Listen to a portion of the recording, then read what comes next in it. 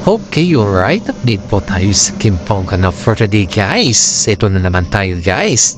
Ito si Paolo Avellino, guys. Panay ng sulyap kay Kimi at ang gusto niya daw sa ngayon ay yung nag-jogging na lang muna yung kanilang banding. Aba. Totoo naman yun, guys. Kung talagang gusto mo yung jogging na lang muna, syempre, normal lang yan.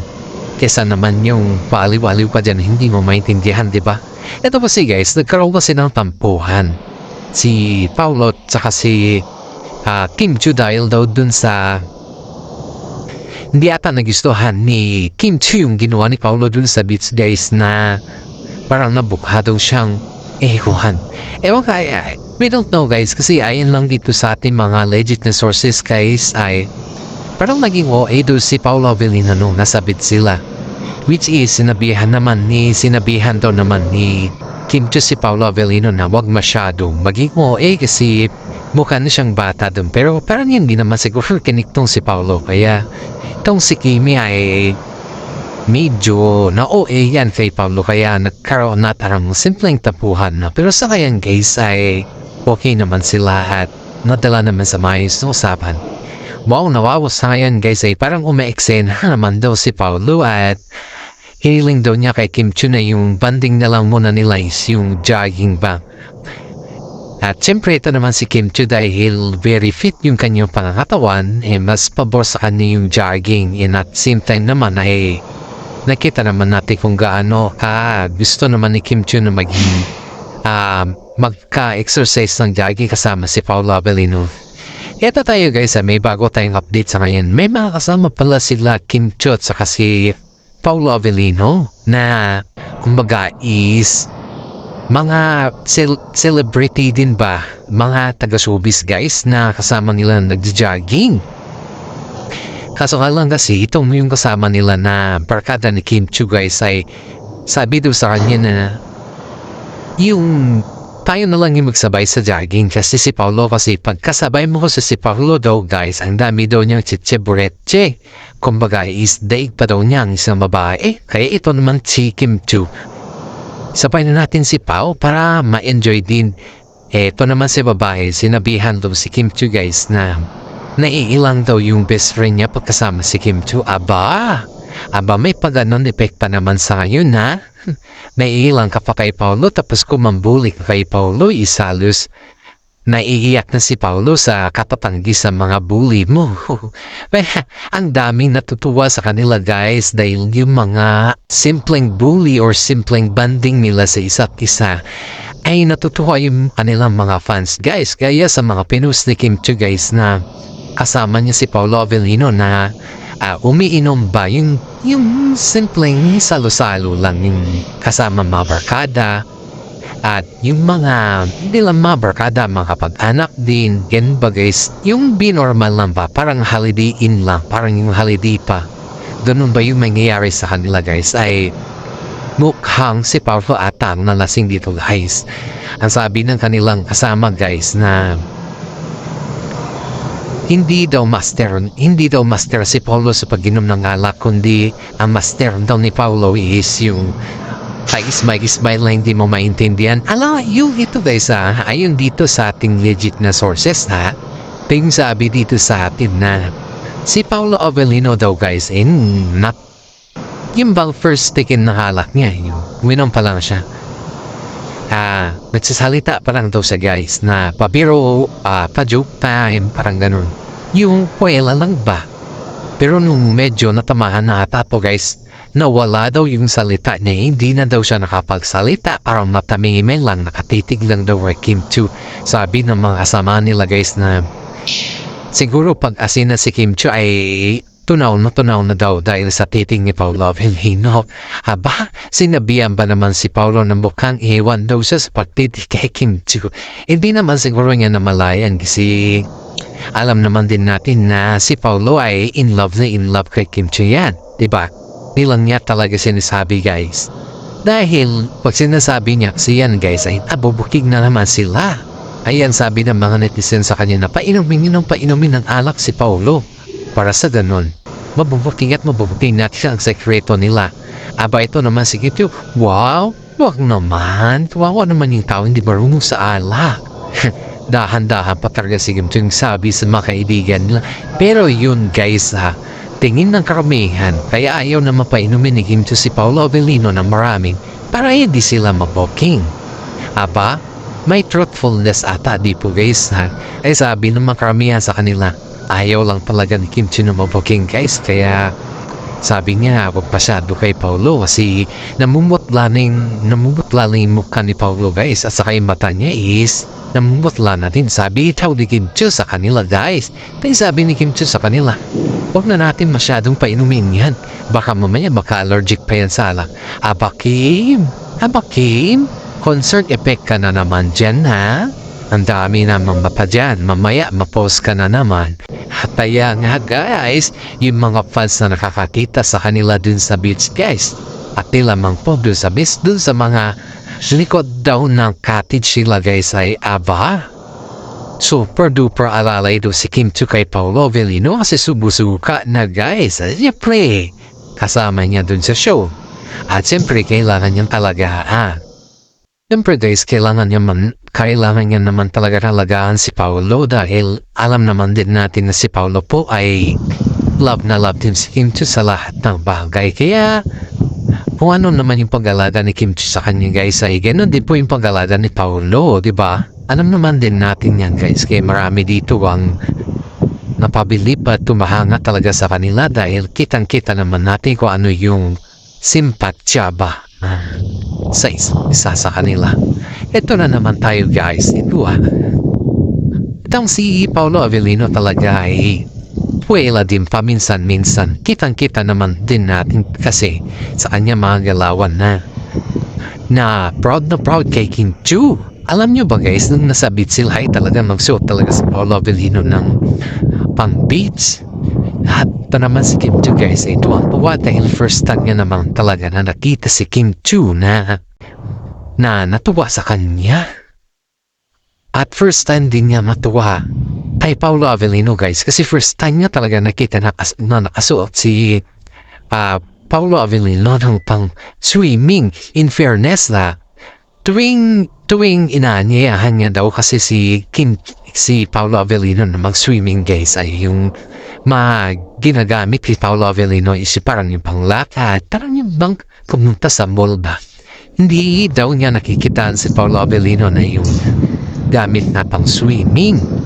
Pero in fairness, that part, kasama kasi nila yung nilang mga kaibigan din na mahilig sa swimming guys at kitang-kita mo naman talaga dun yung kahiligan din ni Paolo Avellino.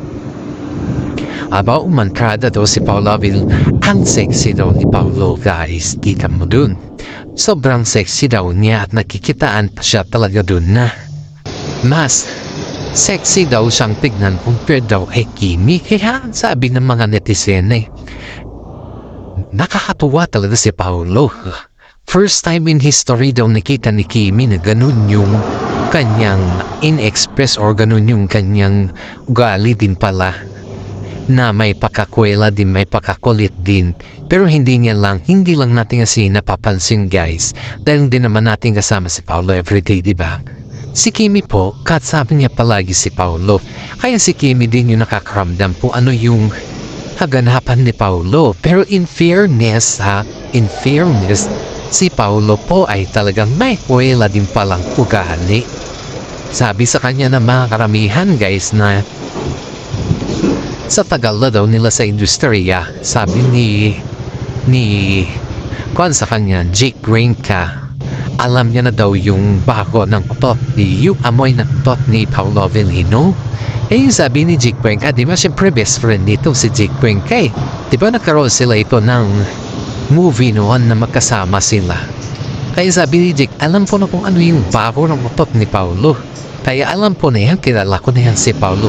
Booking nga siya nung sinabi ni Jake Greinka yun Pero in fairness talaga, sana all daw sabi ng mga fans dahil nga, nagikitaan naman natin si Paolo na napaseryoso. Diba? Yung ugali niya sa yung panglabas ba is napakahinhin seryoso. Parang hindi siya marunong sa mga salitang koyla. Pero sana yun guys ay medyo nakakuha na ata siya ng ugali ni Kim Chu na marunong na din siyang sumabay. Kaya sabi ng mga fans sa kanya, napapasaya na kami ni Paulo sa ngayon, natutuwa na kami sa kanya, hindi na yung mukhang seryoso siya at mukhang manuba.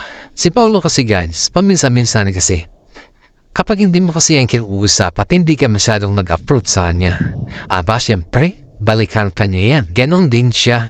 Pero in fairness, sa ngayon na, may kwela na din siya.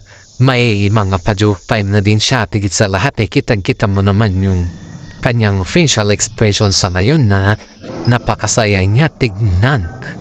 Diyan natin makikita talaga guys yung tamang galawan, tamang sayawan, at saka tamang pag-ugali ni Paulo.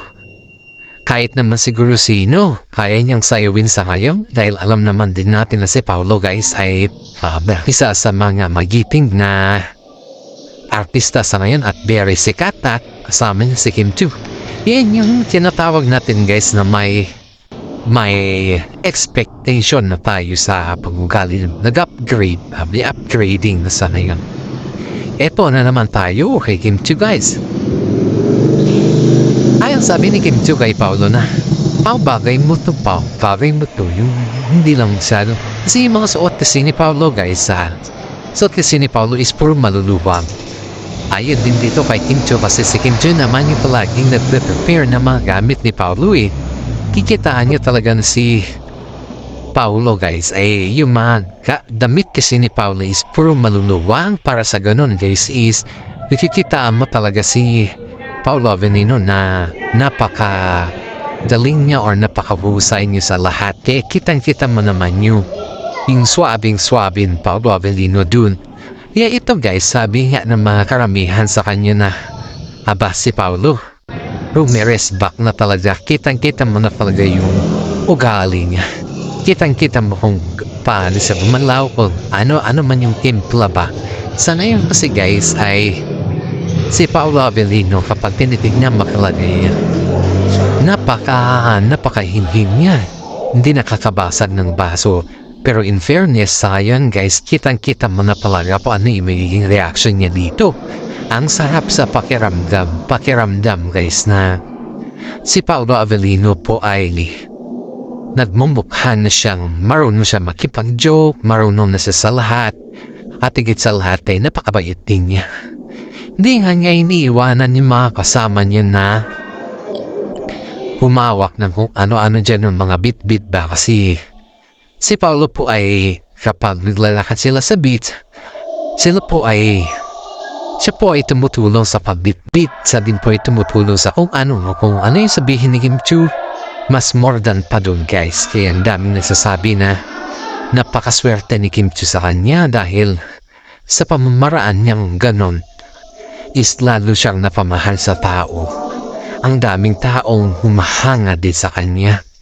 Kahit sa simpleng dala niya guys ng mga bag ni Kim Chiu, walang kadala din na si Kim Chiu guys na pumunta sa beach. Kundi si Paulo Avelino lahat na dala dun.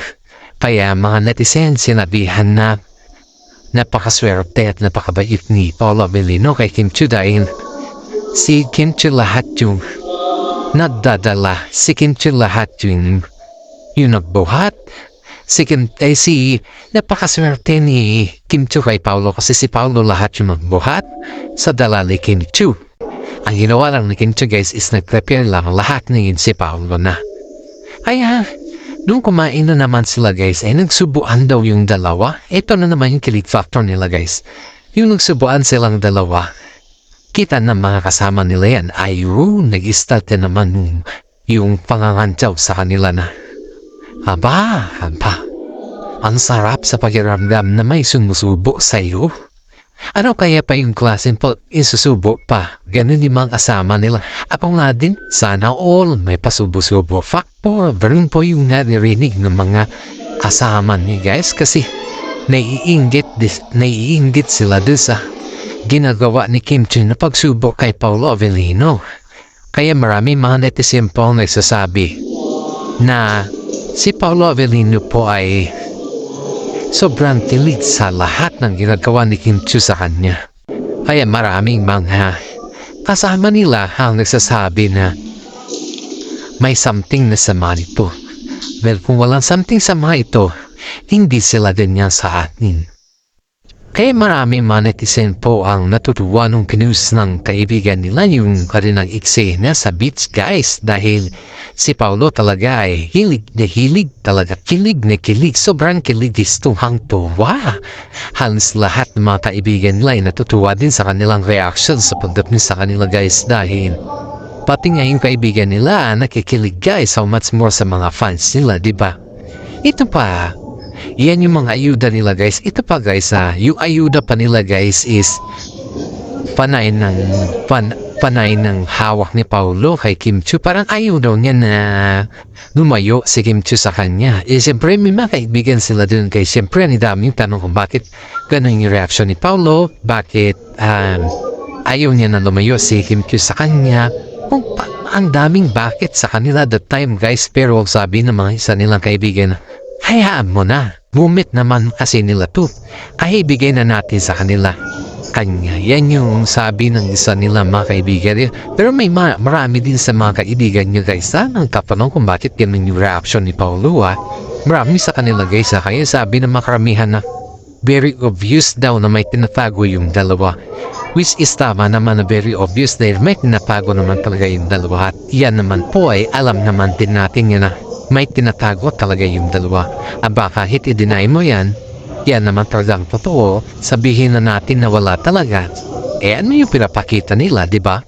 Yan yung tanong sa mga sagot natin guys Yung i-deny mo tapos halata naman na kayo.